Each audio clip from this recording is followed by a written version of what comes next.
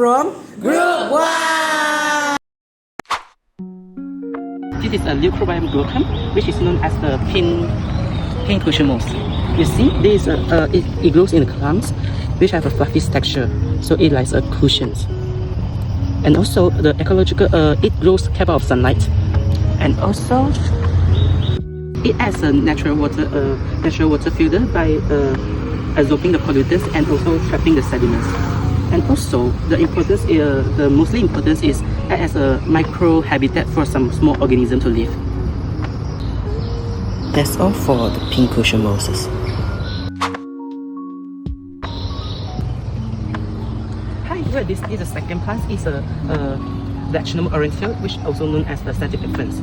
You see that it will have a reduced leaflet, and also strori is protected by a narrow linear membrane. What is special is it acts as a natural concentrator to store the rare earth elements and also act as a soil stabilizer. Guys, look at this. This Assignmemt leaves, also called a bird's nest fern. The fern has stories that contain sporages that produce spore. And you can see that the leaves are large and bright green and has silent and phloem for transporting water, food and mineral. And the fertilization requires water for the male gamete to swing the egg. And the riser of sperms can help to anchor the plant and store the nutrients. So let's move on to the next one. This is a Chinese tuja. It is grown in a conical shape and reproduced by cones and is planted as an ornamental plant.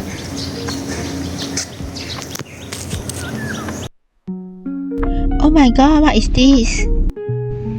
This is Araucaria heterophylla.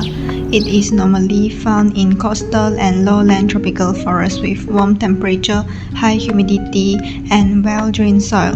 It is tall, evergreen conifer with a straight trunk. It has soft needle-like leaf and branches grow in distinct horizontal walls, giving a symmetrical shape that helps to reduce wind force and provide balance.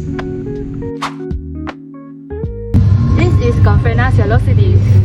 It is generally known as prostrate globe amaranth. It is a perennial herb that has terminal spikes, which are the silvery white flowers and papery bracts.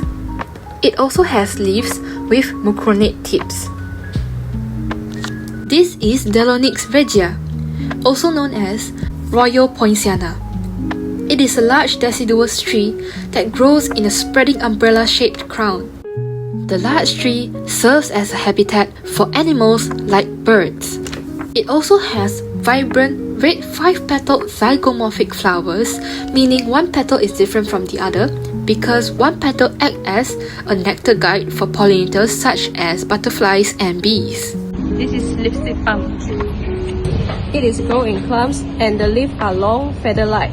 It has bright red to scarlet color crown shaft, which is very noticeable for identification. It is thrived in wet area and help maintain the wetland structure and balance. The plant is Gardenia palamica, and you can call it as hidden gardenia. And you can find this plant in the garden of the courthouse. And the flower contains carpel and stamens. And the flower will change from the green to yellow-orange when flowering. And the leaf, you can see this is glossy and reticulate venations. As you can see, the yellow flower can attract insects for pollination. This is Ficus lyrata, a medium-sized evergreen tree that possesses feather-shaped leaves with prominent veins. It produces fig-like fruits that attract birds and insects. Besides, Ficus lyrata acts as an efficient carbon sink by absorbing atmospheric carbon dioxide and stored in its woody biomass. Its extensive roots also help bind soil particles, which assist preventing surface erosion. It's 9 o'clock now. Let us look at Tonora subulata. The flowers open in the early morning and close in the early afternoon, so it is commonly known as the 9 o'clock flower. It grows in bushy, spreading form, which helps reduce soil erosion by covering open ground. It is normally found in sunny open area like fields and roadside. The flowers are white with yellow and dark purple center that can attract insects such as bees and butterflies for pollination. Come on guys, let's see this. This is Platyphyllum kochi, also known as the peace lily. It grows with broad leaves with a spaced flower surrounding a pale spadix. The plant is stemless or possesses a very short stems. It acts as a phytoremediation plant that is capable of absorbing and neutralizing certain environmental pollutants and toxins. In addition, the white space functions as a visual attractant for pollinators, thereby assisting the reproductive process. Bye bye!